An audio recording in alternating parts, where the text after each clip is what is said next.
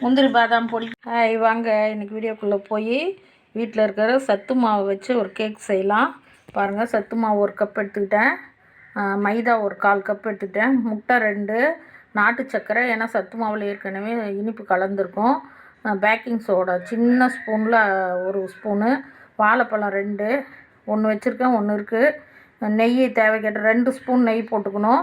கலருக்காக காப்பி தூள் வந்து ஒரு 1/4 ஸ்பூன் காப்பி தூள் எடுத்துக்கிட்டேன்.